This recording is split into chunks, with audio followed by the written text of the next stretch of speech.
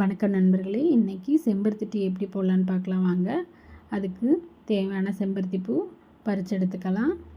நான் 2 செம்பருத்தி பூ பறித்து எடுத்துருக்கேன்.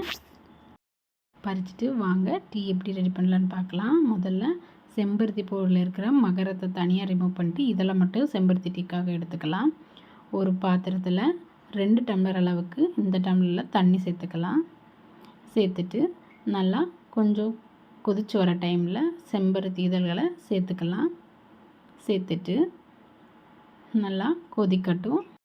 இந்த மாதிரி நல்லா கொதிச்சு வந்ததுக்கப்புறமா ஒரு 2 டம்ளர் ஊற்றின தண்ணி 1.5 டம்ளர் அளவுக்கு நல்லா சுண்டி வந்ததுக்கப்புறமா அதில் 1 ஸ்பூன் அளவுக்கு சுக்கு பொடி சேர்த்துக்கலாம்.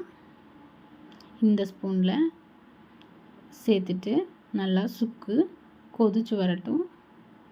ஒரு தடவை அதை கலந்து விட்டுக்கலாம். சுக்கு நல்லா கொதிச்சு வந்துருச்சு. ஒரு டம்ளரில் மாற்றிக்கலாம் வடிகட்டி. செம்பருத்தி டீ ரெடி ஆயிடுச்சு. சுவைக்கு வேணால் 1 ஸ்பூன் அளவுக்கு கரும்பு சர்க்கரை சேர்த்துக்கலாம். சேர்த்துட்டு ஒரு தடவை நல்லா கலந்து விட்டுக்கலாம்.